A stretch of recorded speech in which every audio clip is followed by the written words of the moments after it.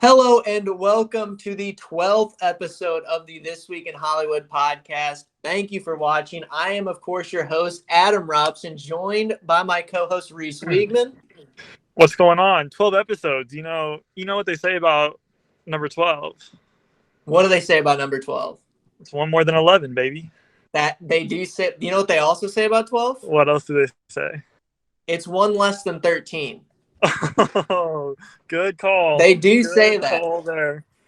I'm not trying to toot our horns today, but we've got a stacked episode. We have got two movies to review, 4 trailers to review, and I think a bunch of stuff to talk about, general movie news. We are really into the summer blockbusters and summer releases here. So, let's get right into it with our standard segment, current movies we plan on seeing or have seen. I think it's the same for both of us. We've both seen the new Mission Impossible. We've been doing the entire series before now. We're going to talk about the new one today. And then plan on seeing, obviously next week, is Oppenheimer and Barbie. I'm pretty sure we're both going to see those opening week. I'm very excited for them.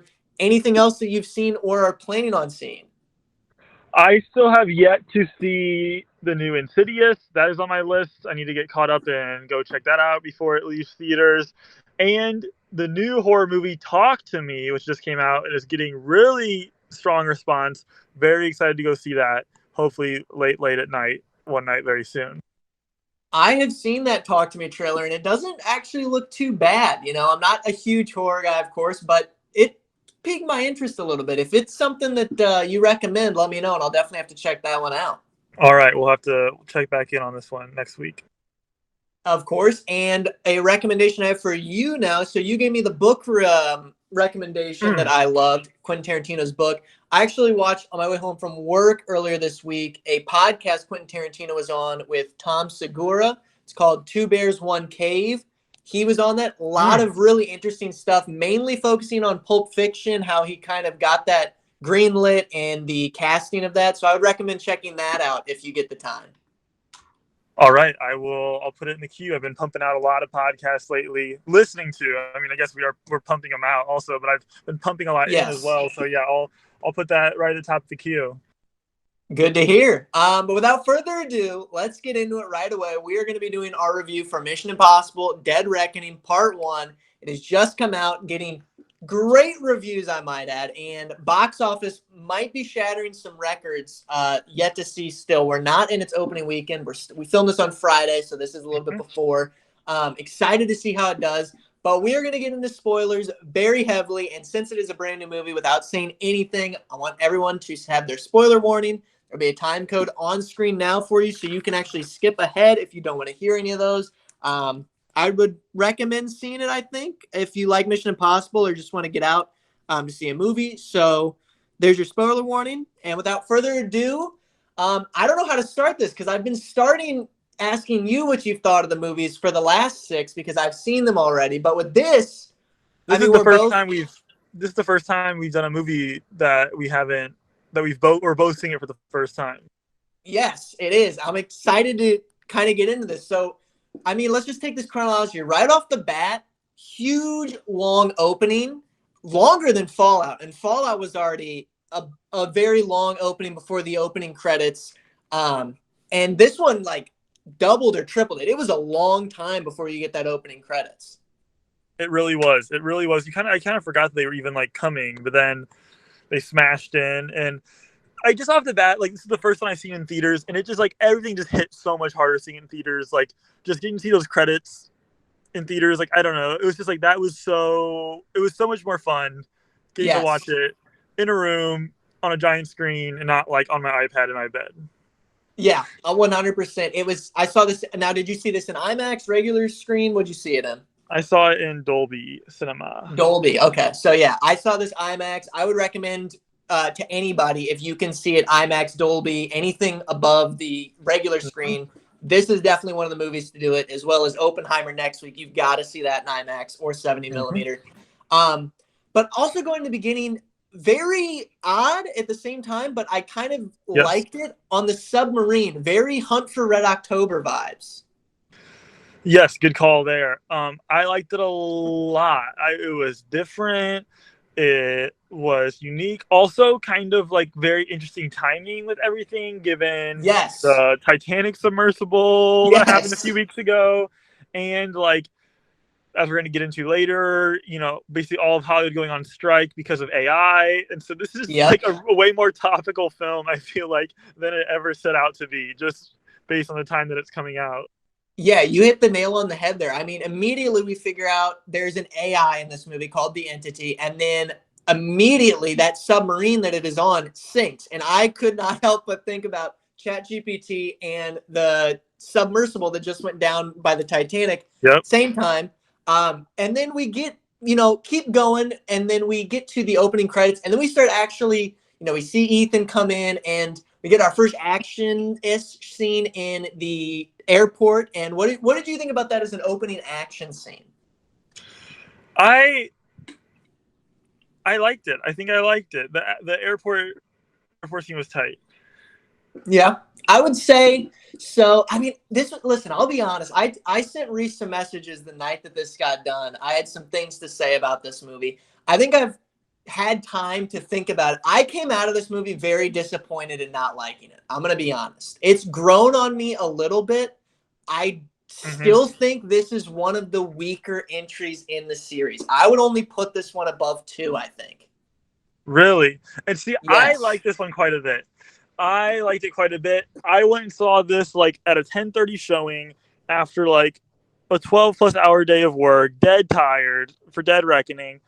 Get in there, and I still felt the juice, man. Like I really set myself up for it to be a snoozer, and like I have like I know where you're coming from. I thought the plot was like pretty thin overall, especially for this like grand finale of the series. It kind of felt like, okay, like they're just trying to like grab the key, right? Like what have they not done so far? And they're like just trying to find this key. Anyway, beyond the point, I liked a lot of it. I loved whenever Ethan's in the airport and then Benji's getting directed around and the bomb's happening. I don't know. I thought that was all fun. I like those tension-filled action sequences like we had in the airport where Ethan isn't necessarily running around all over the place, but just I like when he has to be like cool under pressure and just kind of walk and duck behind corners. So I was all about that. Loved that whole sequence, especially with all the chaos happening with Benji out from under Ethan's nose. Yeah, I'm not saying I hated this movie. I think this is extremely watchable. It was fun to watch. Loved getting to see, where they're gonna go. And that's the thing too. This is only part 1, so I'm not like, oh, I'm not gonna see part 2. I'm very interested to see what part 2 holds. It's just, and you mentioned it. The story for me was just, and even thinking about this, a Mission Impossible movie, you're going in for the action. You're not thinking about the story. But even with that being said, I felt like this story was just extremely weak. You mentioned it. The entire movie is someone says they have the key, someone else pickpockets the key, and then they chase each other to the next scene or location. Yes. I felt like it got old kind of quick. I hear you. And I would say that it is only compounded on because I feel like this is the by far worst villain in the entire series. I felt nothing for Gabriel. I thought he was kind of bad. He was kind of annoying, actually. And then the Entity was just kind of It was like they over-explain it too much. They let it do. I felt like too many things almost. It didn't work. What did work is some of the action. I thought some of the action in this was actually pretty good, even though it is a retread of some other things. We get a sandstorm in the beginning, which is very reminiscent of the sandstorm in 4. We get the train at the end, which is very reminiscent of the train in 1. We get the car chase in Rome, which is a lot like the chase in Paris. I felt like it was playing almost like the best hits of the Mission Impossible franchise. And it definitely got excited for the next one. But I think one of the big things, the takeaways, this was too long. This runtime is too much, in my opinion. It really was, and I'm surprised it didn't hit me as hard because I'm a big stickler for runtime. I'm surprised it didn't hit me as hard as it did. Again, having watched it late at night after a big long day, and it still breezed by for me to a decent degree. Now, I don't know. Going back to whenever you were recapping everything, I don't know if your childhood was anything like mine, but if you spent most of your 5th grade playing Modern Warfare 2, that sand Yes. sequence with the AKs, baby, did I feel Yes. like I was back on Xbox Live playing Modern Warfare 2. That was a lot of fun. But again, like totally different. Like the sandstorm we've seen before, but like that was like a SEAL Team 6 type situation. That did not feel Mission Yes. Impossible at all. That was like a whole special ops mission, basically. Yeah, I like that a lot. Another thing though that I'm in a weird spot with this movie. It's really weird to talk up Mission Impossible for the last couple weeks, and then this one, like I said, it's not bad, and I think I overplayed it in my own mind. I definitely hyped this up. I went into thinking this was going to Sure. be the new best one. I think that's why I was kind of let down. But I mean, following up Fallout, it's tough. I mean, Fallout's probably one of, in my opinion, the best action movies in like the Yeah. past 10, 15 years.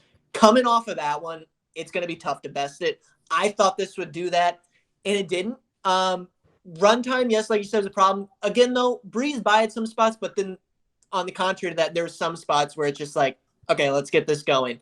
But for those of you who don't know, I already have a review up on my channel. So I don't want to reiterate everything I said in there. So I definitely want to say some more things, but that is a very concrete review of what I thought of the movie. Some things I wanted to ask you, Reese. How did you feel with the comedy in this? I got some laughs out of me. I don't know if it was as funny as all. I don't know. It didn't bug me. It didn't totally stand out to me.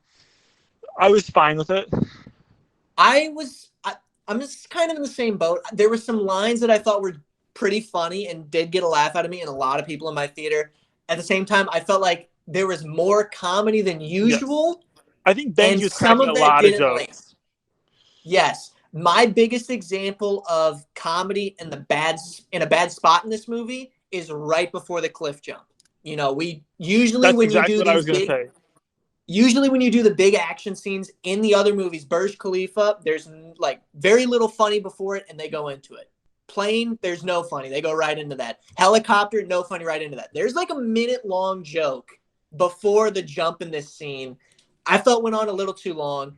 And then I wanted to know what you thought about Grace in this movie, kind of taking over, because as we see in this, which I was very disappointed in, they kill off Ilsa in this movie. Yep. Mm-hmm. I know, because I at was first you kind of really saw heartbroken at her. that. I was wondering what you were going to say about that, because you really kind of saw her romance with Ethan, and we had just touched on that even in the last episode, Yes. I think. And so I was like, ooh, this is fascinating where this is going to go. And then she ends up getting killed off. Almost twice. They do a fake out and then a real. Yes, she gets killed twice. Good call. Which that's interesting. Doing a fake out and then killing her for real anyway is a really Yes. interesting thing to It was do. odd. But I And liked then Grace a lot. I liked Grace quite a bit. I thought it was really fun to see someone who like has some talent but does not have their skills honed kind of get thrust into the group. Thought that was a cool new dynamic.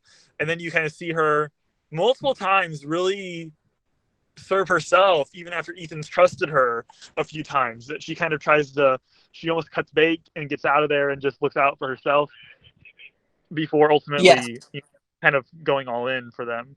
But yeah, it seemed like in a lot of the action sequences, which were really impressive to look at, but in terms of like diegetically, in terms of the story, like I can't imagine 3 movies ago it would have been an issue for Ethan to like parachute down onto a train. Where now that was such an effort. You know what I mean? Like it just felt like, that he's done some crazy stuff. That feels like that should easily be able to happen, and it was a struggle.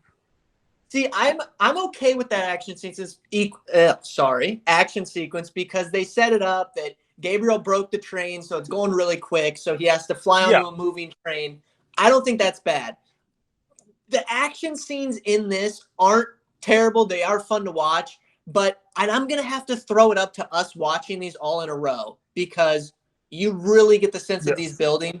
The Rome car chase in this is not that good, in my opinion, especially after the Paris car chase. And it's like a big gag too, like as you're saying, the comedy too. Like the whole thing is like they're flying around, they're driving, stop, make some joke about them being handcuffed, or then they switch. They roll over, they switch spots. It did feel a little like Buster Keaton-y, like almost like silent film kind of gags.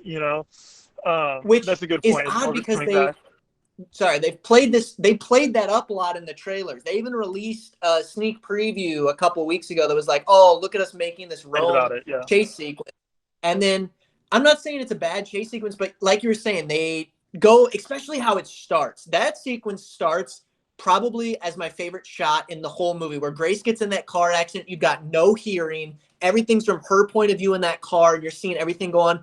I love that. And then it kicks off into a decent chase, but like you said, and like I said, they chase a little bit, then they argue about who's handcuffed, and it's a joke, and then they chase a little bit more, and then they do a bunch of donuts because someone's driving that's not supposed to, kind of, I guess, overstayed its welcome or overplayed the comedy almost. Yeah, it felt like it was like from like a Ryan Reynolds movie or something, Yes. more than like in Mission Impossible. Yeah, it's like I think you get like two of those jokes and you cut down that sequence, or yeah, thinking back on it, it really does kind of stick out more than it did when I watched it in the moment. But yeah, thinking back, it really kind of sticks out. Yes. Otherwise, I thought Grace was pretty good. Haley Atwell's a great actress. She's great in this, and it goes back to what we were talking about, last week with Fallout, though, is like, if I remember this correctly, we both liked that Ethan got Julia and they were in love, but they realized they couldn't be together. And then they put Ilsa in, and you can see that love's, that kind of, I guess, love interest there. And it kind of grows, but it's more work related. And I was okay with that. But then in this, they kill Ilsa and immediately Grace gets put in as the new love interest. I was kind of tired of that. I thought, keep it with Julia. Ilsa was fine. Why do we keep having to put more people into this? And speaking of more people, I've got a question for you about some casting in this, because I think that there are two characters in this that are introduced that are downright terrible and took me out of the movie every time we cut to them. And that was Shea Wiggum and Greg Tarzan Davis's characters. Really? Okay, and state your case. It just felt like, again, every time you cut to them, it was comedy. Yep. And I highlighted this in the review. They always get to where Ethan was. Like at the end of the movie, they're even on top of the train where Ethan is fighting Gabriel. And it's just like, if these two schmucks can get to where Ethan is, then it doesn't really feel like this is an impossible mission that only Ethan can do. I agree. I felt the same way. And they didn't do anything. Like, exactly. You know what I mean? Like their whole thing was like, they're like at the beginning of the movie, they're like, I'm gonna kill Ethan Hunt. I don't care. I was like, okay. And he had so many opportunities to, and he never did. Exactly. It still really wasn't on his side by the end of it either. It wasn't like he had a big change of heart. He just didn't follow through. He just kind of chased him around and like played tag. Yes, I would. Yeah, it's a weird inclusion, and then they just keep coming back. That's the thing too. And I don't know about.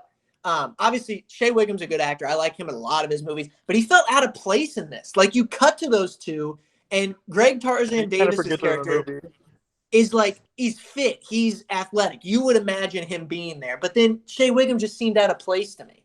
Yeah, good point. This is all looking back on it. Yeah, there's a lot of things that kind of really don't add up in the equation. Yeah, that was very interesting. I kind of want to watch this one again now that we're talking about it. Yeah, that's how I've been feeling. Because when I came out there, like I said, I was very disappointed and borderline hated this movie. Now that I kind of sit back and relax, it comes more light. But I definitely need to see this again. Speaking, though, of characters that don't do anything, Benji and Luther are barely in this 2 hour and 40-minute movie.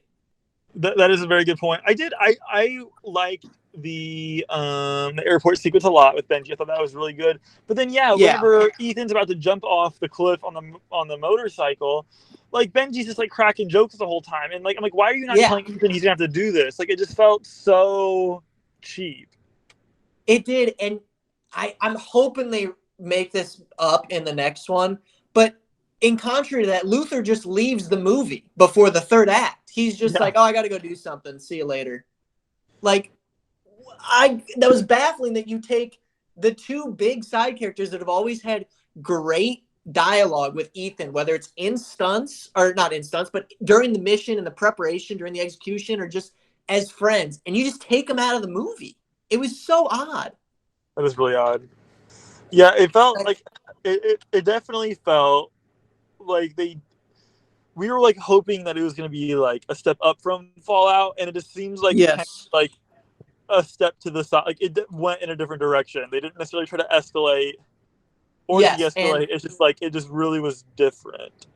and I wanted to, because I was hoping this was the case. I want to know your thought on this. I'm hoping that this movie ended up like this specifically because of COVID. This was shot entirely during the COVID pandemic, so I'm hoping that that played a big effect. I know they couldn't close down a lot of streets in Rome when they were doing that, so they couldn't do it as big as they wanted. I'm hoping like just a lot of the scenes between like Luther, Ethan, and Benji felt weird. Like they were all in the same Yeah. room, but it was shot like every time someone's talking, it's only them. So it very much felt like they were 6 feet apart filming during COVID, and then they Right. did their best to bring them together. And I'm hoping that on the next one, because they were filming after COVID, they can, bring it back and really bring a good ending to this. Yeah, and I'm sure it will be better in that regard. And yes, it'll probably be 5 years before any like set stories really start to kind of leak out, and you really kind of hear what everything was supposed to be and how everything was the way it was. But that'll be very interesting to see as well. Yes, and just to wrap this one up real quick, there's only one more thing I have to highlight, and it was my least favorite part of the movie. And I have to know what you think about this, because this plot element comes, first of all, out of nowhere and almost ruins the other movies for me. But I'm going to just ignore this plot element forever because I think it's terrible. They reveal in this that every single person in the IMF was a criminal who was offered life in prison or joining the IMF team. I hated that. That was so dumb in my opinion, because Luther's never felt like a criminal. Benji's never felt like a criminal. Ethan has never felt like a criminal. And then to make it just like, oh, these aren't good guys. It was life in prison or this. I thought that was just a terrible decision. Yeah, I did not like that either. I totally forgot about that, actually. That was crazy. Because it was just like, what is the deal with that? Like, that's never been the case. You can't just like establish some crazy rule like that on movie. What is the 7th movie or whatever this is? Like, what? Yeah. It's crazy. And then also, like, they set that up almost just so you can have the flashback of Gabriel killing the woman that Ethan was near, and then he gets framed for that murder. It's like, make a different reason they know each other, which honestly you didn't even need, because Gabriel wasn't even that good. So just like ignore that and don't ruin the movie for some reason. I don't know. I was like confused at first. We're watching this flashback, and I'm like, was this in one of the movies? I was like, I already watched I just watched all the movies. This didn't happen before. I'm like, why are we getting a flashback now to some huge pivotal moment 8 movies into the series? Like, that's the thing too. They've never done a flashback before. It felt out of place. And I want to know your thought on this. This just didn't feel like any of the other Mission Impossible movies when I went in, like watching it. It feels completely different. I don't know if that's for better, for worse, but it just feels so separate from the other movies. It did feel very different. It felt a little more light. It didn't have the same formula, I suppose. You could maybe chalk that up to being a part 1. You kind of have to leave the jury out on this for a little bit. But yeah, I mean, I didn't really ever think that this series would have like an artificial intelligence like throwing a party. No, me neither. Artificial intelligence itself is like being projected on all the walls, like dancing. It was really fun. Yes. It's a mixed bag. Now it sounds like I've hated this movie because we've been bagging on it for 15 minutes. It's hard to just say it was a good movie because the action was fun, entertaining. I was never bored in this movie, although the runtime did drag at some points. I was entertained. I gave this movie a 6.5 out of 10 on my review. If I were to put it in the list we made, I would put this above 2, but not above any of the other ones. I would still rather watch this one than 2. But, don't take that as this is the second worst. This is a franchise full of great movies. Like, this being at this second above still doesn't make it a bad movie. I still think it was fun at times, but definitely needs some work. Hoping COVID was the reason for that. Also, maybe, this is the first one they divide into 2 parts. Might have played an effect. I'm praying that the next one next year will really nail it, bring the series home to an epic conclusion. But what would you rate this one? Where would you put it on your list, Reese? See, I don't know. I still kind of like this one because it's just kind of goofy and just kind of different and weird. I'm going to put it right around. I would watch this one over 2, I'd watch it over Rogue Nation probably. I'd put it right in the mix with 3 and Mission Impossible. Okay. So that's probably what, somewhere 7-ish, 6 7 out and of 10. Not bad. Yeah. 6.7, Around there. 6.7. Yeah. It's, it was it was fun to see. It was fun to go to the movies. So yeah. Don't really have anything else to say on that one if you're good with that. I like it. And then hitting everybody here with a back-to-back, we have another movie review for all of you today. So in preparation for Oppenheimer, there isn't a franchise we could watch in order to get ready for that. But I went ahead and selected my favorite Christopher Nolan movie up to this point, which, of course, is Inception. And we went ahead and watched that, and we're going to talk about that for you. Now, Reese, have you ever seen Inception? Yes, I've seen Inception once before. Okay, and how did you feel about it before this? Because I've seen this movie, I'm not kidding, like 10 or 11 times. I've seen this movie a lot. I love this movie. What were your thoughts on it? So the first time I saw Inception, I was kind of like, okay, like I get it. This is a very good movie. I was like, maybe I like it even more the second time I watched it. I feel like I was kind of doing that to join the crowd. I do not like Inception. Really? I do not like Inception very much at all. Okay. That's interesting. Can't wait to get into it. So yeah. What don't you like about it? What doesn't work for you in this one? I mean, like, great concept, right? Like, it's like a fun heist movie. And the concept is like incredible, really well done. But like, for me, that's kind of like all it is. Like, I feel no connection to any of the characters. I like don't care about them. I don't care about their motivations. I have no emotional impact to them. And it just makes watching it very dry for me. Okay. Well, we're going to hopefully get into some spoilers here. So if you do not want to hear those, I would suggest skipping ahead. I will again put a time code on screen for you guys now to skip ahead. This is your spoiler warning. And let's get into it, I guess. So I really like the heist element of this movie. And I think it works really well, especially when they start like dropping into every single dream. I love when they're in the car and they just go into the next dream. It's like a abrupt cut. I love that. And I love the setup of it. But like you said, it is an ensemble cast. You have a lot of people: Leonardo DiCaprio, Tom Hardy, Joseph Gordon-Levitt, Ken Watanabe, a lot of people. And there was just no characters for you.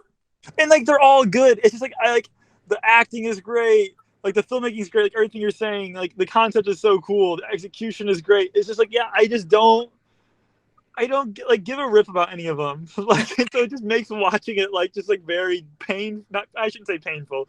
It's not like I have a terrible time watching this movie, but It just like doesn't get my juices going. You know what? I'm not like hanging on every character's last breath. Like, I get it. Then Leo's character and his wife jumps because she thinks she's in a dream, and it's like, yeah, good idea. It's like, I would love to see another movie in this universe. Yes, I would too.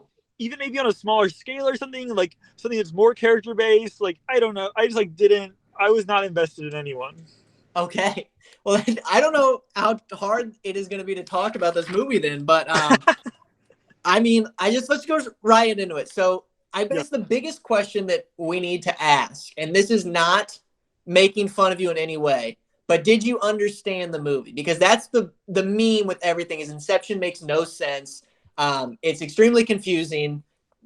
Were you able to follow the story? Did you get what was going on in it? Yes, I believe I understand the movie. Okay. So for those of you who don't know or have forgotten since seeing it, this is a movie about dreams where you can go into someone's dream. Cobb is a thief. He goes into people's minds and takes ideas or memories or thoughts for other companies. And then the story goes from there that we learn that he is suspected of killing his wife, who actually killed herself because she thought she was in a dream. She went crazy almost. And she was trying to get out of the dream because you can only get out of the dream by dying. She was trying to get out of the dream so she could go see her real kids, even though she probably wasn't in a dream. Yes, which we know there's a lot of who's in a dream, who's not in a dream. The big thing that helps you out in the movie is the totems. So like Cobb has a top that he spins. If it doesn't fall over, he knows he's dreaming. If it does fall over, he knows he's awake. A lot of that. I mean, it's kind of psychological at times, trying to figure out if you're in the dream, if you're not in the dream, especially going into the ending, which I do want to hear your thoughts on, which we will get back to.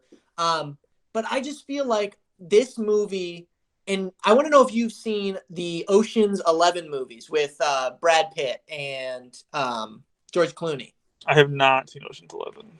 This felt a lot like that because Yeah. so much of this movie, and Ocean's 11 is a heist movie. I enjoy those movies a lot. Very good heist movies. Would recommend them. But so much of this is set up. Like the first hour of this movie is setting it up, grounding itself in this world. It makes sense. It's basically our world with just the idea that you can steal dreams and go in other people's dreams, which was created by the military, they say, so that soldiers could practice. Did you like the ideas and concepts? I know the characters weren't your favorite, but did you at least believe the world? Yeah, I think everything else is great. Like, I think the concept is great. I would love, like, I think that you could make a million kick-ass short films in Yes. the Inception world. And it's kind of remarkable there, like, hasn't been a sequel. I mean, I know Christopher Nolan, like, isn't a sequel guy, just outside of his Batman trilogy, obviously. But it's just, like, this, to me, like, even more, like, feels like it has so much potential sequel wise, like more so than like The Matrix did. Like it feels like it's like a similar movie in the way that The Matrix is, in the way that it's bringing these like really strong concepts to an action movie, a heist movie. And then I have a lot of thoughts on the Matrix sequels. Those are very polarizing, obviously, but Yeah. I think Inception could do so many cool things. Yes. With sequels.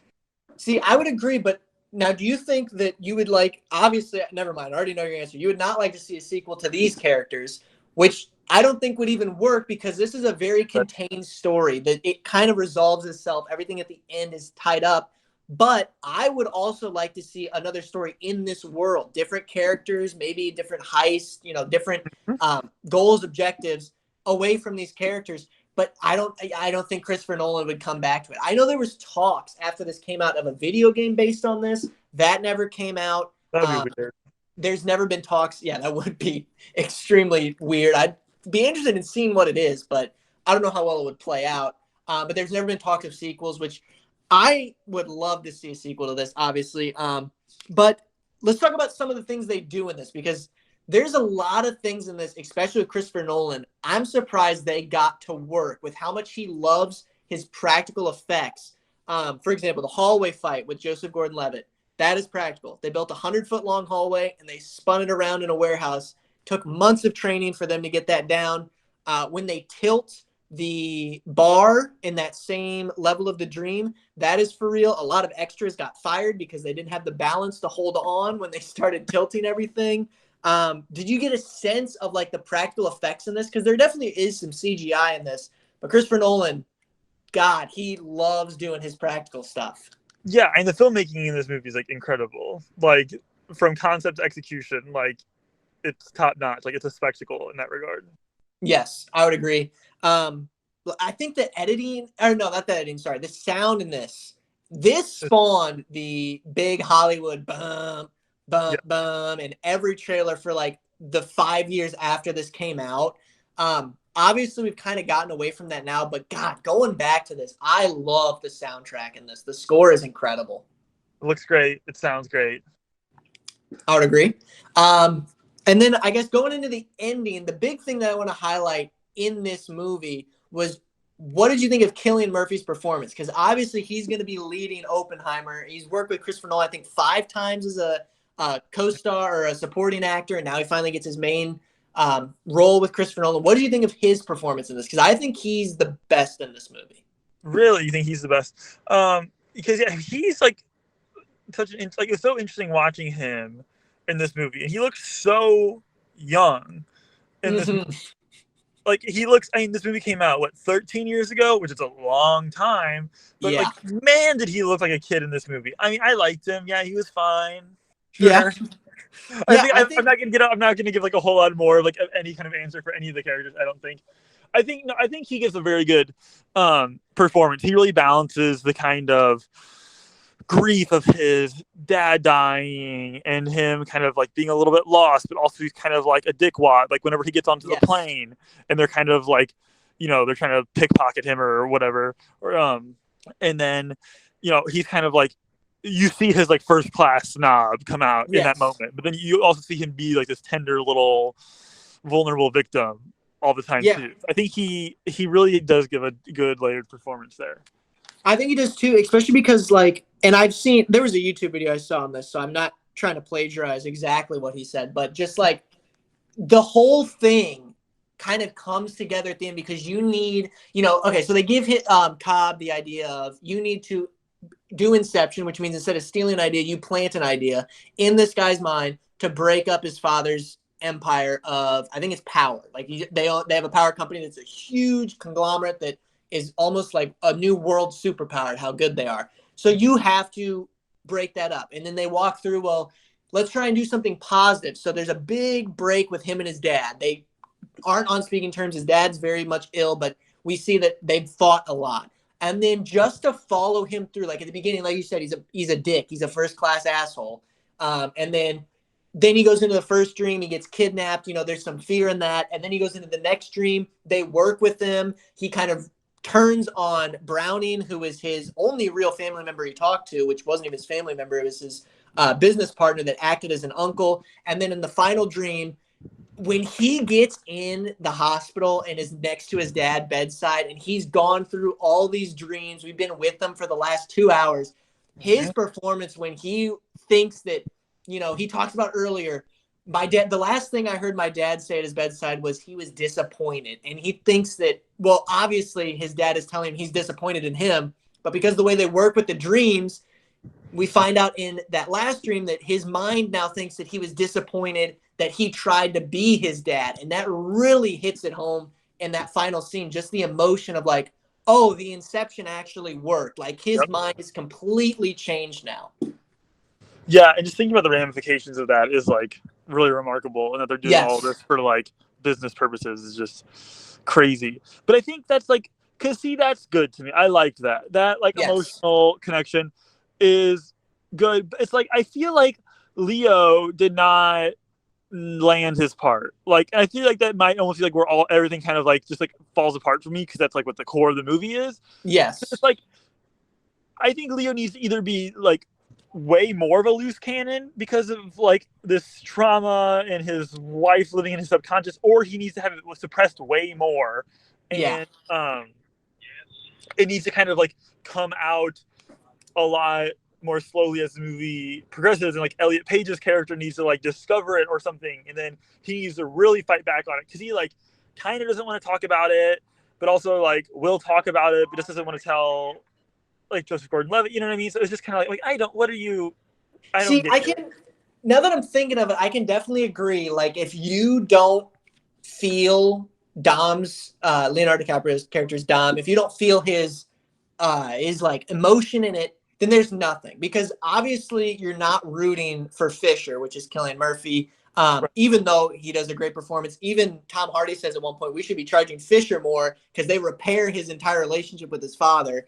But if you aren't in on that Dom and his wife and his kids, I can understand how there's nothing else, because like Tom Hardy's fun, he's good in this. There's no like stakes for him. Joseph Gordon-Levitt, fun, he's good in this. There's really no stakes for him. They're very much in the background. They get to do some fun stuff, but they're not really like emotional center points. So I can see how if you don't follow his character, did you just think it was like a performance issue or a writing issue with DiCaprio? Like maybe like a little bit of both, or like one could totally fix the other. You know what I mean? Yeah. Like I just never like, of course I'm like on his side, right? But like I just felt like I had to like kind of like do a little. I had to do a little bit of like some mental gymnastics to kind of just get there. Like it just didn't feel totally natural to me. I felt like he was transparent about some things, but not transparent about other things. I don't know. I just like was never like, I just didn't like him. Okay, I can understand that. It's definitely an interesting kind of area. I can see how you would want him to maybe be more erratic, which I think it's really highlighted well after Saito gets shot, and then they're going to kill him to wake him up, and he's got to explain, no, we'll actually go crazy if you kill somebody in this. And I think he's good there. It shows his desperation, but yeah, I can kind of see, you don't get a lot of setup, like he's constantly on the run. I know that there's the scene where he gets chased in I forget what country it was, somewhere in Africa, but when he's going to meet Eames, Tom Hardy's character, he gets chased there, but I never really get the sense like he's running from the authorities for being framed for murdering his wife. Like I never felt. I felt like I wanted more like it needed, or like he needed, like this needed to be his last shot or something. Mm-hmm. You know, which like it like kind of is a little bit, I guess, but like that's like there's just like the stakes like aren't on the table. He's just like pretty sad and like feels like he's like not that great at dealing with his emotions, and like maybe Leonardo DiCaprio's like not that good at showing them. Yeah, I mean, like you said, it needs to emphasize like he's in trouble, which they do have one not even a throwaway line, but they do have a line where he's like, if I get on this plane and you don't come through, I go to jail for the rest of my life. Like, okay, can we see more of that perhaps? But then no, he just gets to the end of the movie, comes through. And then getting to the end of the movie, there is obviously a huge cliffhanger. Dom comes home, sees his kids for the first time, gets to see their face. Right before he gets to see them, though, he spins a top to see if he's in a dream. He doesn't care anymore. He's with his children. He goes to see them. We go in on the top. We never see if it truly falls over. What do you take of the ending? Do you think that's real? Do you think that is a dream? Well, this is like a good like kind of full circle moment because the first episode I was on your pod, we did Annihilation, which has a fairly similar ending as we kind of noted as the thing. And this movie does it as well. And this is like my biggest eye roll of the whole movie because it's so obvious that is going to be the final shot. Like, it's like, of course they're going to do this where you're not going to know if he's in a dream or not at the end. And it's just like, I don't fucking care. Like, I know that you're going to do this and you do this thing exactly the way I knew you were going to do it. And like, just whatever, man. Like, whatever. Well, that ruins, I was going to tell you the answer because I think it's pretty concrete. But I guess you don't care that much. So Cobb's, I don't know if you caught this. Cobb's totem is not the top because that was his wife's. His totem is actually his wedding ring. And when he's in a dream, he has it on because that's where Maul lives. And when he's awake, he does not have his wedding ring on. And in the final scene, he doesn't have his wedding ring. So that is real. And like, yeah, of course it's real. Like, great. I'm happy for it. Just no remorse for him whatsoever. Dang, okay, I didn't know. I've like always kind of been like this weird, like people always ask me about Inception, and I'm kind of like, I don't know. I have like nothing to say about this movie. Like, it's one of the few movies where I feel like I have like nothing really to add to the discourse. My opinion really varies on it from like everybody else, and so maybe I should have gave you like a little heads up on this one that might not be the best like chat about fine. Inception. But it's funnier hearing it. I mean, I'm sorry I picked a stinker for you. No. Because I was like, this will be a little fun. I think. I'm sure that Robson's gonna love talking about this one, and then I'm gonna come in and just be like, don't like it and don't have a whole lot to say, which is just really good for a podcast. You can't deny, like you've said and you've praised, it looks amazing, shot very well. I mean, it's Christopher Nolan, in my opinion, top of his game. He's always gonna hit out of the park. Well, then wrapping up here. Obviously, you would not give this as high of a rating as I would. This sits probably at an 8.5 out of 10 for me. I really enjoy this movie. But after you give your rating, of course, what would you say is your favorite Christopher Nolan movie then, if it's not this? Well, now that I'm thinking about it, I'm kind of like more out on Nolan than a lot of people are. Like, I did not like Tenet either. I'm in the same way. I think Tenet was all right. It wasn't a breakout or anything. Yeah, I thought Tenet was like a 6 out of 10. And I would say this is better than Tenet. Okay. I would say it's a 7 out of 10 still. Again, okay. Like, I don't like hate watching this movie or anything. I just like am not, it's like not one of my favorites. It's just like, it's like not my thing in general. And then like the emotional stuff doesn't like land for me. And so like, again, thinking about this movie is like so fun, and thinking about the idea so fun, but just like watching it, I'm just like, it just is not capturing me unless something cool is happening. So do you have a favorite Christopher Nolan movie? My favorite Christopher Nolan movie? I might even say like The Prestige might even be my favorite. I would agree. That's a great movie. You know, I like all the Batmans. I haven't seen them in a long time. I have them on Blu-ray. I do need to go back and watch. Those are good. Well, save them. We might cover them on here. Yeah, I might go through and do all the Nolan stuff. I've never seen Interstellar. Interstellar, I like. It's pretty good. Again, it's just like when am I going to sit down and watch Interstellar? You know what I mean? Like, it's never like the night to watch Interstellar. That is true, because Interstellar is almost like one of the movies where you have to like plan your day around it. It's Right. it's long and it's tiring.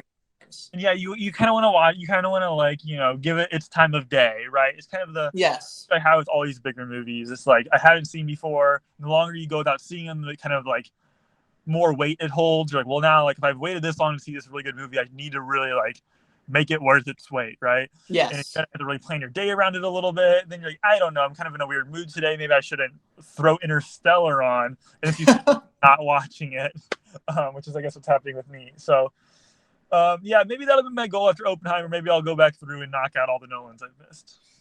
Be a good idea. I wouldn't mind joining on you that for the podcast if we get around to that. Sure. But that's, Interstellar's good. It very much hyped me up for Oppenheimer, as well as something else we'll get to in our movie news. But those are our movie reviews for this episode. So now we've got 4 trailers. The first one, I had no idea this movie was coming out, but good God, am I all in on it, is Napoleon. Brand new, starring Joaquin Phoenix, directed, of course.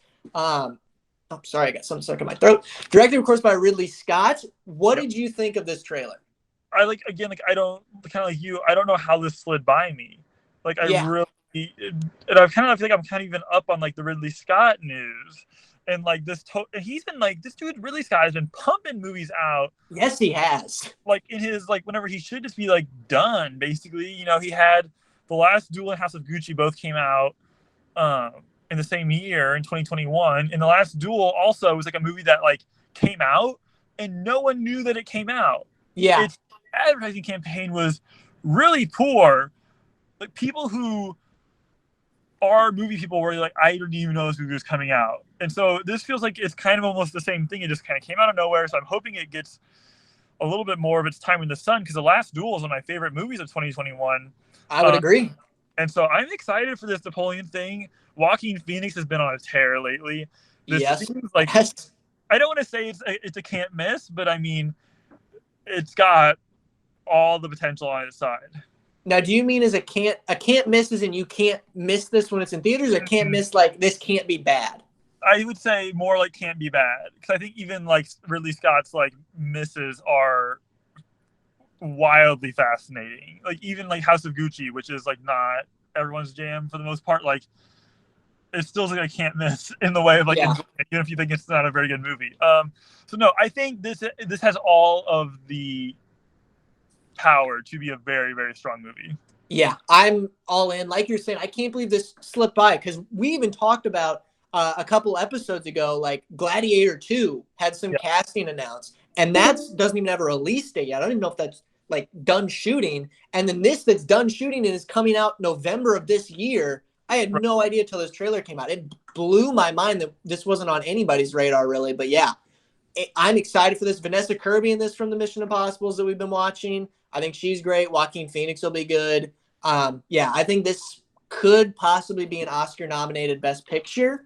Maybe we see Joaquin Phoenix back in the Best Actor category as well. It seems like it could really be going for that. It looks like it's going to come in right above 2.5 hours. Really kind of in that Oscar Best Picture sweet spot. Historical picture. You have an esteemed director towards the presumably end of his career. Big actor in the leading role. This has some real Oscar baity.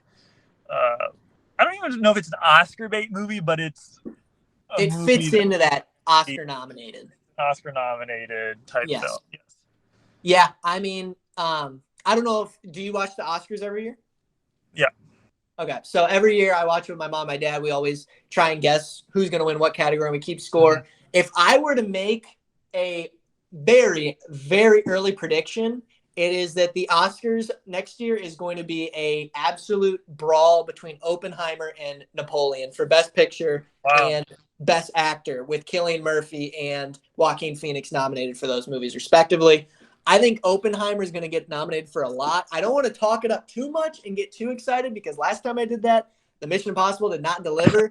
But good God, some of this Oppenheimer stuff that I've got later for our general movie news, I'm excited for this movie. But the next movie that we have for a trailer, I've had my eye on this one. The Wonka trailer is out, starring Timothy Chalamet, going to be a introduction to the Wonka character. What did you think of this trailer? I'm like in, Yeah, like I know about it. I was I've been in two musicals in my life.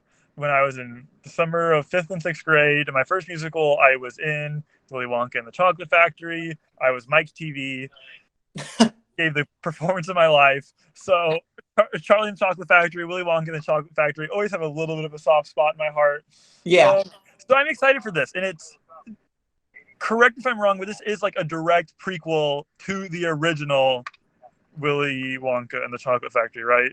I am not sure on that. I'm assuming this isn't related to the Tim Burton one at all. No, not related to the Tim Burton one. But I didn't know if it was like, I'm like, is this like in the same world as that movie, or is this just like, because like the story's its own thing, right? And so Yeah. like direct adaptation or direct tie-in to that movie, or is it just is it just a prequel of the Willy Wonka character? But then the Oompa Loompa looked exactly like it did in the Willy Wonka one. Yeah. So anyway, well, it doesn't matter. I'm excited to see it. It's always a little testy whenever you're doing these things, when you have like such a revered movie and you're recasting the main role. But it seems like this was done with a lot of care. It seems like it's gonna be tonally quite a bit different. So I'm like passively excited about it. Yeah, a decent cast as well. Timothy Chalamet, obviously, he's been on my radar for a decent amount of time now from your favorite movie of last year, Dune.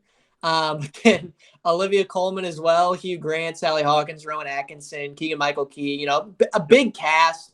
I don't think I've seen anything from this director before. I don't know what he's done. I know he did Paddington 2. Probably to nobody's surprise, I'm not a huge Paddington 2 fan, but I might have to check that out. We'll have to see. Definitely in on this one. Hugh Grant, first of all, has been in a lot of stuff recently. Have you noticed how much he's like almost in like everything? Yeah, Glass Onion, Dungeons and Dragons.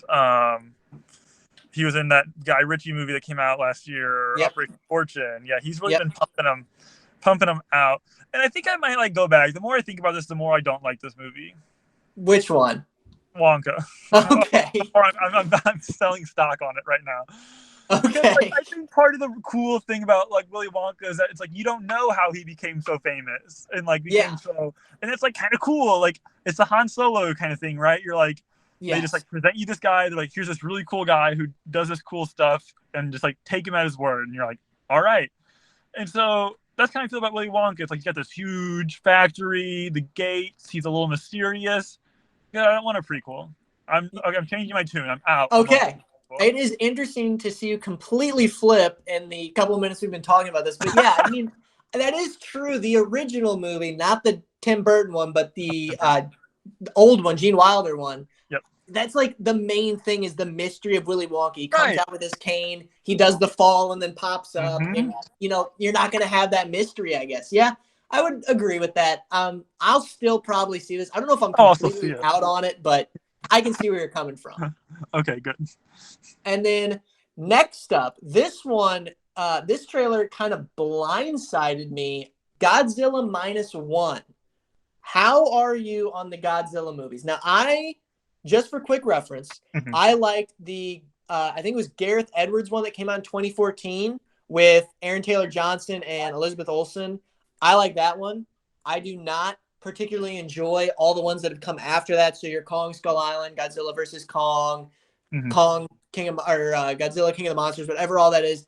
And this one is coming from Toho, which are the company that owns the Godzilla rights from Japan. They do all the Japanese ones, so this will be subtitled. It's very clear on the poster. But a Godzilla taking place in post-World War II Japan, I'm in. I am in also. I was about to say I love Godzilla, and which is true, but I am not like a diehard Godzilla guy. I've seen the original Godzilla, incredible movie. I've seen the 2014 one, and then Kong Skull Island, and Godzilla King of the Monsters, and Godzilla vs. Kong. Seen all that. I like any movie that feels like a monster truck rally in the theaters.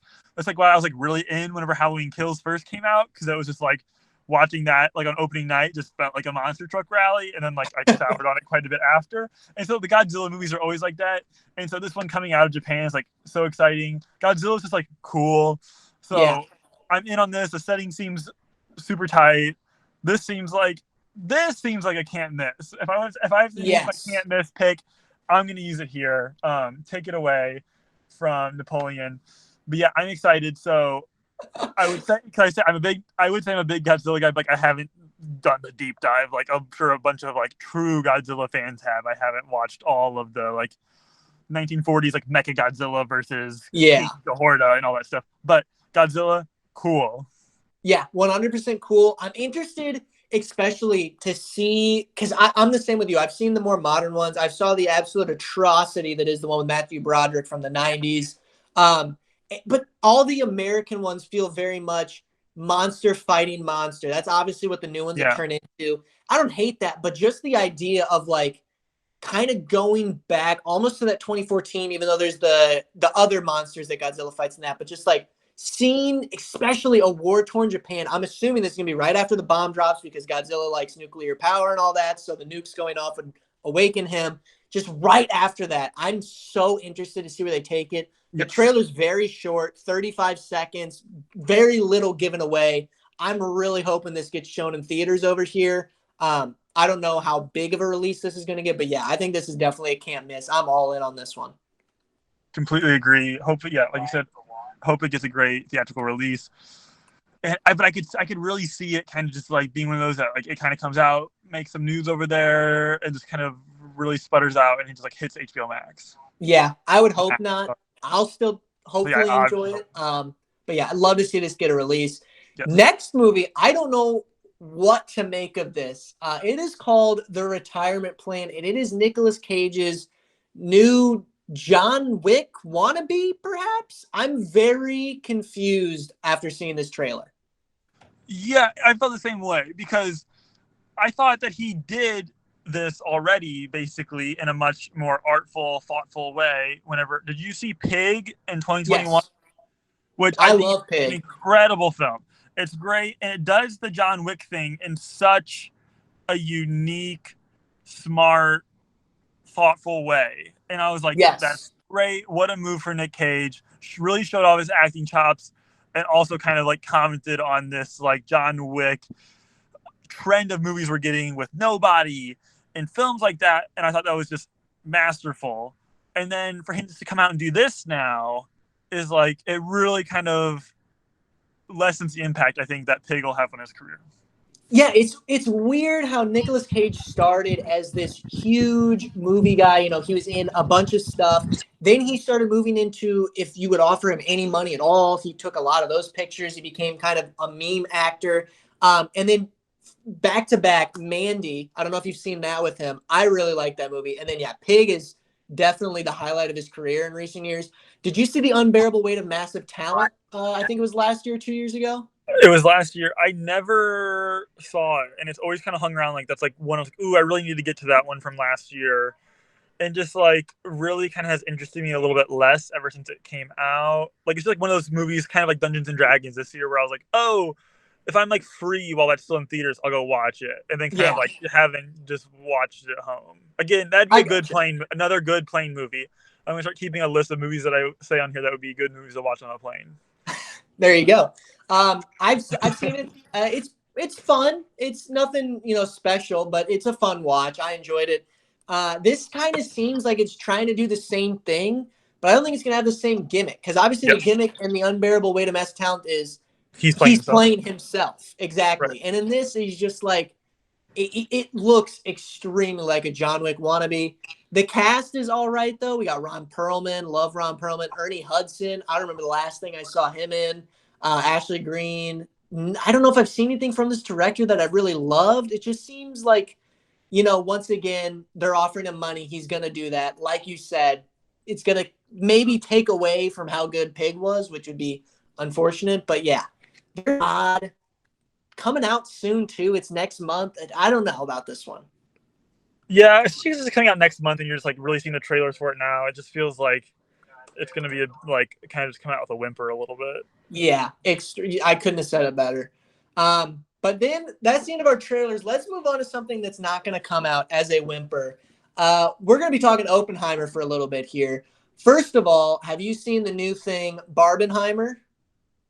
Like just like the memes about it. Yes. Yes, and like all like yeah, there's like the "Wish You Were Here" like Pink Floyd picture of them Yes. shaking hands, and then people are making the T-shirts, and people like change the letterbox poster a million times so that it's Barbenheimer for both movies. Yes. Yes, I have seen all of that. There's a huge thing going on of a debate of which one you are going to see first. Yes. So we might as well add to it. Which one are you going to be seeing first? Okay, so right now I still only have tickets for Oppenheimer because the 70mm tickets were just flying. I had those a long time ago. I don't have a ticket for Barbie yet. I think when are you seeing Oppenheimer? I'm seeing Oppenheimer. I think I'm seeing it on that Saturday. If I could, I might see Barbie before then. To me, okay, if I don't think I'm doing a double feature, but if I was, normally, if I was structuring a double feature, I would go heavy movie first, lighter movie second. That's just generally how I would play it. So that would lend itself to be Oppenheimer, then Barbie. In this case, I don't think I would do that. I think if I were to watch them back to back, I would go Barbie first, get fully immersed in that world, feel the vibes, and then sit in and do Oppenheimer. I just don't. I think you're gonna like kind of be hit in the gut by the end of Oppenheimer, to say the least. And I don't think you're gonna like Barbie's gonna feel the same if you watched Oppenheimer right before that. So, I mean, I kind of like it's like a fun idea, I guess, to watch them both in the same day. I don't think that's a good idea. I think we have two like really like auteur type films here, like just kind of like soak them both up. But if I was gonna do a double, I would go Barbie then Oppenheimer. Yeah, I would agree, especially with how much people have been coming out in Oppenheimer and been like, "That's a horror movie." Like, I'm extremely interested to see what happens, especially with the stuff that came out. I don't know if you saw, but yesterday, Universal released the Oppenheimer first look. It's like 5 minutes.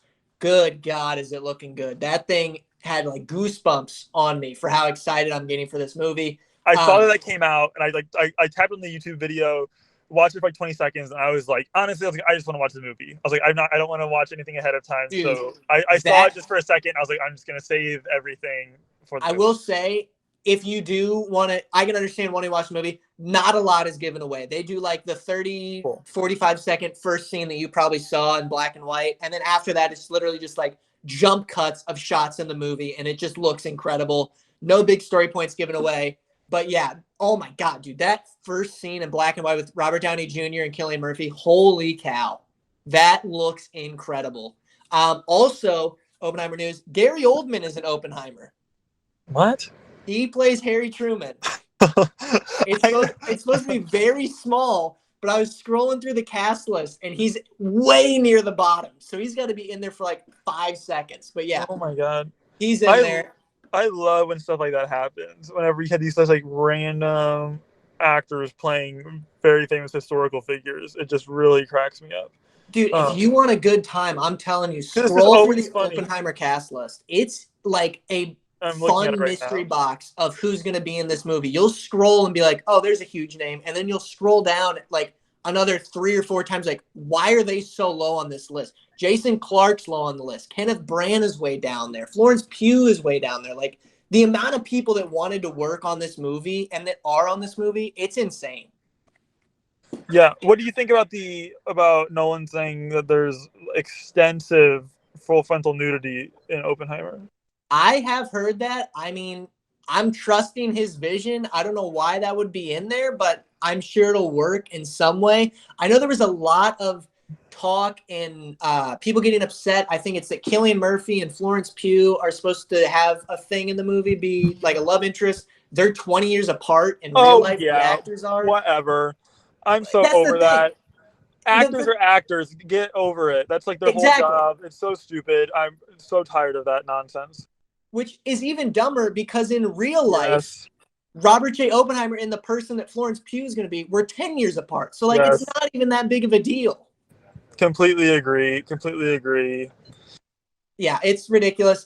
Really quickly go back. Barbenheimer, I am seeing Barbie first, only because I have early screenings. I would see Oppenheimer first if I were able to, but I'm seeing Barbie on the 19th, and I see Oppenheimer on the 20th. So it worked out Are you perfectly. seeing like aren't they calling it something different? Isn't it like the Barbie super Oh, you pre-party or mean, something? are you trying to ask me if I'm going to the Barbie blowout party? Because I am. Okay. I am going to the Barbie blowout The party. Barbie blow up parties out here sold out so fast. Like I looked, I Oh, think like mine an sold out hour too. after they went on sale, and I couldn't get tickets to any of the theaters around here. Oh my God, it's so the one Jealous.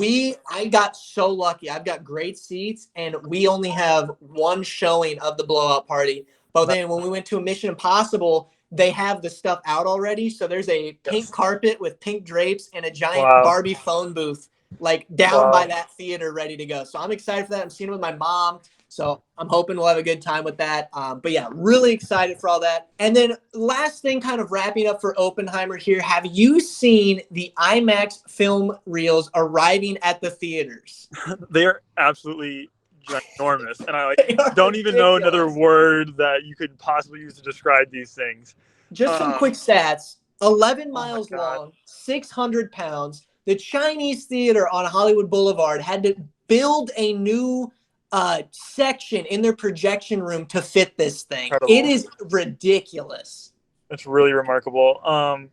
I saw whenever all that was coming out and people were buzzing about it, I saw one tweet that was hysterical saying that they reminded them of whenever they sat in the TCL theater, I think, the Chinese theater for, oh, I forget which Nolan film it was, maybe Dunkirk. Anyway, they said that they had somebody come down and introduce the film and say that Christopher Nolan has sat and watched the movie in every single one of these seats to Yes. ensure the quality, and then the movie was projected upside down. It was just like a Nice. legendary tweet. Yeah, so don't think that'll happen again. Don't think they'll be making any of those kind of mistakes. But yeah, I'm excited to see it at Universal, where I've heard, I don't, not confirmed, I've heard that's where Nolan like edits at. He edits in this IMAX theater where I'm going to see it at. So Nice. that's pretty tight. So yeah, can't wait. So you're seeing it in IMAX 70 mil. Yes. Oh my! You have to let me know how it is. Yeah. I am unfortunately the only theater around here that is IMAX is a Limax. It is a Right. digital projection, but they do have a 70 millimeter showing at my theater. It's just not IMAX. Interesting. So if it's worth it, let me know, and I will definitely watch it again in that 70 millimeter. I'm so excited for this movie. Jumping into our next topic, though, we addressed at the beginning, Mission Impossible's box office. Now, there are a lot of speculation coming out of how good this movie is going to do on its opening weekend so far. And we're recording on the 14th of July. So 2 days after the official release of the movie, its box office right now is already 64 million. And we haven't even got to the weekend. I think I've seen numbers of $250 million opening weekend. People are thinking this might get to $1 billion. There's a lot of buzz around this. What do you attribute this to? Do you attribute this to Mission Impossible's running franchise, well-liked franchise? Fallout made, I think, 780 million. So, the movies get up there. Or do you contribute this to the absolute movie star that is Tom Cruise? I'm going to say Tom Cruise. Yeah, I think it's Tom 100%. Cruise. I think coming off of Maverick, like, yeah. Oh my God, like, yeah. I mean, whether he needed to or not, Tom's really taken it upon himself to save Hollywood. And Yes. it'll be interesting to see in about 5 years kind of how, what this kind of looks like and more of a, see it all in hindsight. But I don't know if he's saving Hollywood or what, but he's doing something. He is. He really just kind of put everything on his shoulders and is taking it, whether it needed him to or not. And it's at the very least making him a lot of money. So like, Yeah. I think it's him. I think it's totally him. I think people are craving a big summer blockbuster. It's not because like Mission Impossible is a franchise still, but like Indiana Jones, like you would think that's a summer blockbuster. Like people aren't interested in it anymore. Mission Impossible is still fresh every time, I think, and it doesn't come out as often enough. So people are into it, and it's not a series where you really have to watch every single film if you don't want to. You can jump in wherever. Yep. So I think it really lends itself to this time that it's coming out. And yeah, I think it could make a boatload of money. Yeah, and just getting this out of the way at the beginning, looking away from Tom Cruise as a person, whatever he wants to do with his religion, all that, his star power is undeniable. There are few actors, I don't even know if there is an actor that gets a reaction out of people like Tom Cruise does, showing up to his releases, seeing him in public. Apparently, I've never met him. He's a wonderful guy. All of his co-stars say he's a wonderful guy. Anybody that meets him says he's great to be around. I saw an interview recently with Paul Dano, who is in Night and Day with him. He says he's never worked with somebody who focuses on getting the audience into the movie more than Tom Cruise. After seeing Maverick, that is very clear. The way that they really buckled down and got into that movie to film it in the cockpits and make over $1 billion on a sequel 30 to 40 years after the original. I mean, it's incredible. His star power is undeniable. And I wanted to ask you, you said you're going on this, had this idea that Tom's trying to save the movie industry. So I think it was last year, right? Or 2 years for Maverick. It was last year, right? It was last year. Last year with Maverick makes over $1 billion. I don't know the exact numbers. I think it was like 1.2. This year's Mission Impossible Dead Reckoning, box office alone, 2 days after release, looks like it's going to make a shit ton of money. Next year, Mission Impossible Dead Reckoning Part 2 will probably make a shit ton of money. And then Tom Cruise has announced in an interview that at some point he is making a movie directed by Doug Liman, who he did Edge of Tomorrow with, decent movie, where he will actually be going into space to film. I did not know this. It seems only right though. That seems like the next step. I mean, yeah, talk about somebody dedicated to his craft. That's going to be insane. I love Tom Cruise for the Mission Impossible movies. And I'm glad to see that he's still working. His movies are still getting money and they continue to impress. Yeah, and it's kind of really like the antithesis of like all the other major Hollywood movies coming out, because everything else is bombing, quite frankly. All these like giant budget movies are bombing. Indiana Jones, basically any superhero movie that came out this year. All these movies with $300 million budgets are underperforming like crazy. And so it's leading you to believe that these movies like Insidious, that's, these movies that are like these horror movies that are cheap and not indie, I suppose, but these movies they have $10 million budgets and they end up making $30 million. You're tripling your money. Like maybe that's the way that these things are going to go, because with the amount of choice we have in watching content now, yes, you don't need to spend $300 million on a single movie. Like, it's just probably not going to like always bring that back, because by the time you have advertising, you're going to almost come up with $1 billion at the end of that. But then Tom Cruise comes away with these movies and he's doing the same thing and he's making it work in spades. So it's a really interesting dichotomy that like Tom Cruise's blockbusters are kind of the only blockbusters that are really truly working right now.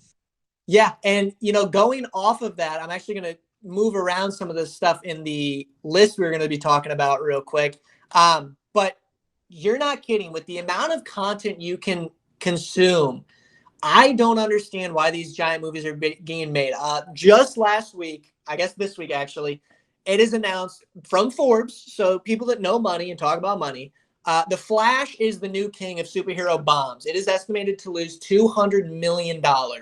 And on that list, it was top 10. 7 of them are also DC movies. I don't understand how they keep making these giant movies for so much money that just continuously fail, especially when you have streaming sites. Just for reference, Mission Impossible Dead Reckoning Part 1, estimated budget $290 million. It will probably make its money back. I feel like that just makes other studios, especially Warner Brothers with DC, just think like, oh, if you put $300 million into a movie, it'll succeed. And Flash has clearly shown us that is not the case. Yeah, I think the DC stuff's an interesting case. Because now that they're doing the whole James Gunn thing, like after the next movie, I think Blue Beetle's going to come out, and then the Blue Beetle's the first one of James Gunn. But okay, but it's not a real James Gunn project, right? No. Like it's like right. And so like they're kind of doing this whole thing where the worlds are kind of tying into each other, but like I kind of don't think that they care. They're like, okay, Black Adam bombed, and they're like, okay, we have these other 2 movies on the slate. Flash is going to kind of shake everything up. Blue Beetle's going to come out. But I think they are totally prepared to eat the cost of these, and then the James Gunn stuff is going to be the real test. You weren't kidding when you said just now DC is so weird and interesting. To just look at how much they can fail and still keep going. Obviously, they want to make a cinematic universe. Keep changing directions. That's the other thing too. The course correction from DC is out of control. I mean, it is. They wanted to make a Marvel universe because Marvel did successful. So first thing they do is rush into it with Justice League. Third movie is your Correct. team up instead of the 8 years it took to get to the Avengers or however long that was. Then you say give it all to Zack Snyder for some reason. Then you say actually butcher his entire vision for Justice League. Then you say, okay, Wonder Woman, give that to Patty Jenkins. Oh, that was good. Oh, you want to write the next one? That bombs. You do a terrible Suicide Squad with the most miscast Joker you've ever seen. And now they're redoing the Suicide Squad. Same name for that movie of the redo, which was good. James Gunn directed. And then they're like, That's the biggest thing to me. Because they were like, because then all of a sudden they start doing that, right? And they're like, okay, well, we're just going to kind of like do the comic book thing with movies where it's like, we kind of have a lot of the same people playing the same characters, but like some stuff's connected and some stuff's not, and you can kind of just like make up your mind. They went from the whole expanded universe where everything was connected to now they're kind of like, we're just going to kind of do whatever is fun. And then they just kind of did that, and that was their approach for one movie. And then they were back to like, no, everything ties into each other, and then that didn't work, and then now they're rebooting everything, kind of. It's so crazy because the Suicide Squad, the James Gunn one comes out, and it's the first good DC movie in forever, and then they announce James Gunn's taking over DC. Right, it's like, thank you for anybody who had any success. If you have the smallest bit of success, they will give you the whole property for little to no money. And then that's the other thing is you give it to James Gunn, and then you have Black Adam come out that bombed, and you have Dwayne Johnson like ruin your entire thing by throwing people out. Cavill's gone. All of those cameos are done. Then you still do The Flash, which you say is going to be the reboot of the whole universe. Newsflash, you've got Blue Beetle coming out, which is before Flash, so that's not rebooted. Aquaman still is going to come out because James Wan made $1 billion on the last one, so you're definitely not letting that one get cut. You've already canceled the Supergirl. You've already canceled the Batman. Who is in charge of that? It is going insane over there with the decisions they're making. Yeah, I mean, all that going on, you have the transition from HBO Max to Max. Warner Brothers, a really interesting spot, and this will be fascinating. I keep saying in 5 years we're gonna look back on all this stuff and see how interesting it is, but it's kind of true. All this stuff that's coming out of like the industry is starting to quote unquote stabilize, or at least kind of like find its footing again after the pandemic, and figure out where it's going from here. And there's just a lot of things that are different and a lot of things that are really interesting. I would agree. A new thing that I want to point out is the new Ferrari movie has a cast release. And I got to say, I'm kind of in on this one. Directed by Michael Mann. I've loved some of his movies. Collateral. He just produced that one, but I really like Collateral. The cast here is really good, though. Shailene Woodley and Adam Driver is Enzo Ferrari. Penelope Cruz as well. Patrick Dempsey. I got to say, I did not like racing movies until Ford v. Ferrari. And ever since that, I've been in on them, and I'm in on this one. Yeah, I feel very similarly, and I love both Penelope Cruz and Shailene Woodley, quite a bit. And so, anything that they're in, I will immediately support. I like Adam Driver quite a bit as well. So, yeah, I'm in on this. Michael Mann directing. Great. Yeah, I think this could be really good. I forget what it was that he was just – what was Adam Driver just in? He was just in something, wasn't he? I can't remember what it was. I'll pull it up. Oh, it was House of Gucci, wasn't it? Well, yeah, he was in something else more recent. He was just in 65. Oh, yeah. That's it. But yeah, he was in House of Gucci as well. He was in White Noise that came out on Netflix. Yep. He was in The Last Duel. He was in The Last Duel and House of Gucci. Yeah. Gotcha. See, he's been a lot of stuff. I like him as an actor. I'd love to see this be a really good role for him. I thought he was great in The Last Duel. I did not see 65, but I heard it was not great. I like it. He's great in BlacKkKlansman. He single-handedly carried the sequel Disney Star Wars trilogy on his back. Yeah, I'm really excited for that movie. And then speaking of racing movies, there's a Formula One movie coming out with Brad Pitt.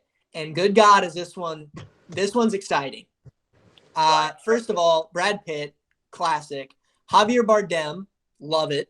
Carrie Condon, I've been on her since Banshees of Inisherin. I loved her. Lewis Hamilton's in it, obviously. You got to get a Formula One driver. Directed by Joseph Kosinski, the director of Top Gun Maverick. This could be an absolute thrill ride. Yeah, I again, anything associated with Maverick now, you're kind of like really holding your breath for. I mean, I remember at the end of that movie, I was like, if the movie ended and two buttons came out of my little tray at my theater, and one was to join Scientology, and the other one was to sign up for the Naval Academy in Annapolis. I don't know which one I would hit, but I think I was going to slap one of those things. I've never been quite so jacked coming out of a movie. So anything that's like was associated with Maverick, like I'm like, okay, you have my attention and then some. Yeah, it's really interesting seeing the carrying like weight of Maverick now. I've got people that shout out to Sam Ward. I know he watches this podcast. He's a great friend, doesn't love movies. He has said to me multiple times he is waiting for the next Top Gun Maverick. Like he loved that movie. And it just shows how many people that aren't huge movie fans, like that just appealed to everyone. And especially, you know, if you put on the trailer for this movie when that trailer comes out, director of Top Gun Maverick, I guarantee you're going to make a boatload of money off that alone. Just people wanting to feel that again. Yes, just having that alone is going to carry so much weight. And like, again, ties back to what we were just talking about and how these big blockbusters like aren't quite working except for the Tom Cruise ones. And so it's interesting to see how much weight everybody who's kind of like in the immediate circle of the Tom Cruise sphere of blockbusters, how much success they have now pushing projects, riding that wave. That's going to be very interesting because obviously Joseph Kosinski did Top Gun Maverick, but he's been working with Tom Cruise for a long time. He did, I forget what the movie's called, Oblivion. He did that. I think that's what he started with Tom Cruise. So yeah, really coming up with Tom Cruise. I mean, good God, can you imagine how lucky it is that you not only start with Tom Cruise, you do $1 billion movie with him, and then your next movie gets greenlit with Brad Pitt. Like you are made, like you're up there now as one of the top directors, I would assume, at least monetary wise, to bring in some money. Pretty, yeah, can't ask for a whole lot more than that. Exactly. And then the next thing that was really interesting this week is some more Deadpool 3 stuff have come out. We have some images of Hugh Jackman in the costume, as well as working with Ryan Reynolds in the Deadpool costume. Jennifer Garner is also announced to be in the movie. She was Elektra in her Elektra movie spinoff in the early 2000s and the Ben Affleck Daredevil movie. And this kind of goes back again to what we were talking to of DC copying Marvel. Marvel wants to do multiverse. DC wants to do multiverse. Kind of seems like this could also be a little bit of multiverse now with these previous characters coming back. Yeah, I think Deadpool will do well because it's such a strong name. But I wonder if you'll see a big kind of drop in interest in this one as well, because it's been a while since the second one came out, and like not in a good way.